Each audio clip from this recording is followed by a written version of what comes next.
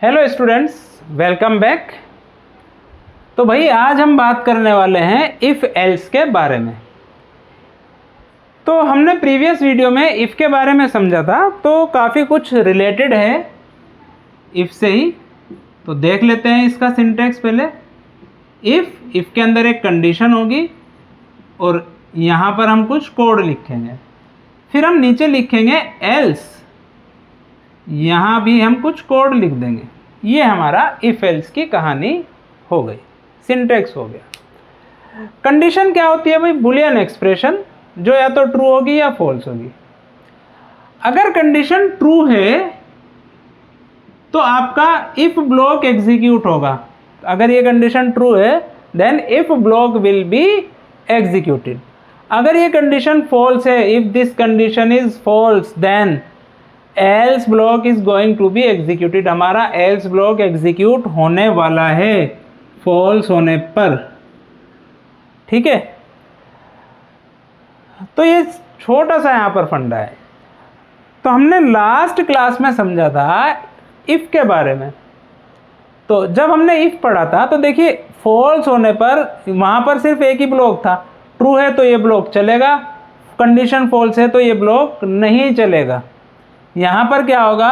Condition true है तो if block चलेगा, लेकिन फॉल्स होने पर हमारा एल्स वाला ब्लॉक चल जाएगा।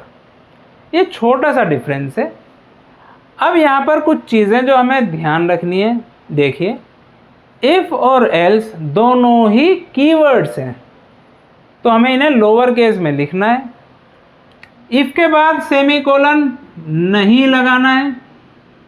एल्स के बाद ना तो हमें कोई कंडीशन लिखनी होती है और ना ही हमें सेमीकोलन लगाना होता है। ये बातें आपको बहुत अच्छे से दिमाग में फिट करनी है, क्योंकि अगर हमें सिंटेक्स ही याद नहीं होगा लैंग्वेज का तो हम प्रोग्राम बनाने के बारे में सोच भी नहीं सकते। तो सिंटेक्स और ये छोटी छोटी चीज़ें जो है ना, ये आपके ट्रिकी क्वेश्चंस बनाती हैं ये चीज़ें जो मैं आपको समझा रहा हूँ।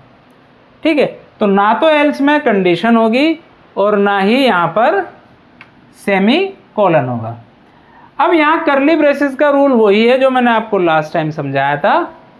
देखिए, अगर एक ही स्टेटमेंट है, चाहे वो इफ में हो चाहे वो एल्स में हो, तो हम यहाँ पर क्या करेंगे? स्किप कर सकते हैं करली ब्रेसेस को अगर एक ही स्टेटमेंट है। लेकिन मल्टीपल स्टेटमेंट है तो हमें करली ब्रेसेस का यूज़ करना पड़ेगा। एक चीज़ और हमें ध्यान रखनी है, यहाँ पर मैंने अगर सेमीकोलन लगाया, पहली बात तो लगाना नहीं है, लेकिन अगर मैंने लगा दिया, देखो जो प्रीवियस मैंने इफ में ये बताया था वहाँ और यहाँ में थोड़ा सा डिफरेंस है, उसे आप समझ लीजिए। अगर मैंने यहाँ सेमीकोलन लगा दिया तो देखिए इफ हमने यहीं पर बंद कर दिया, तो इसका मतलब है जो हमने यहाँ कोड लिखा होगा, जो हमने इफ की बॉडी के अंदर यहाँ कोड लिखा होगा, वो इफ का पार्ट नहीं है, क्योंकि इफ को तो हमने यहीं पर बंद कर दिया। ठीक है, यहाँ तक कोई दिक्कत नहीं है, समझ में आती है बात।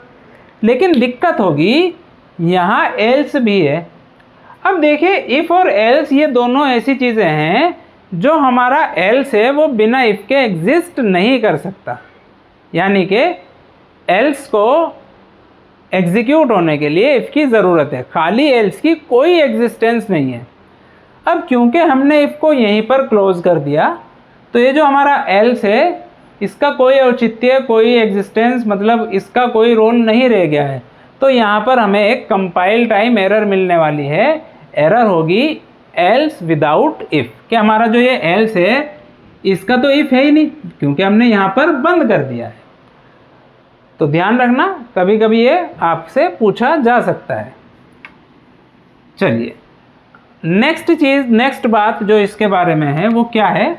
देखिए, इफ और एल्स के बीच में हम कोई स्टेटमेंट नहीं लिख सकते, कोई भी स्टेटमेंट हम नहीं लिखेंगे, कोई भी कोड नहीं लिखेंगे इफ और एल्स के बीच में।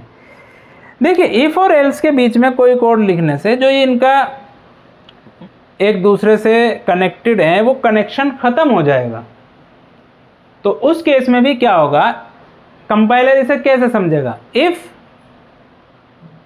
ये इफ का कोड हो गया, ये इफ़ के बाद का कोई कोड हो गया, तो कंपाइलर समझेगा भाई ये एल्स तो आपने लिख दिया, इसका इफ तो है ही नहीं।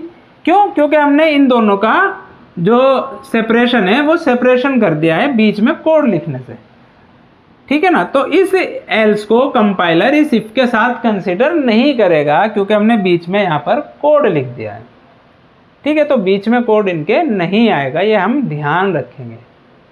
ओके बच्चों, तो इस वीडियो का आप कम से कम 2 बार देखिए और अपने नोट्स बनाइए, ठीक है। तो मिलते हैं नेक्स्ट वीडियो में इनके कुछ एग्जाम्पल्स लेके।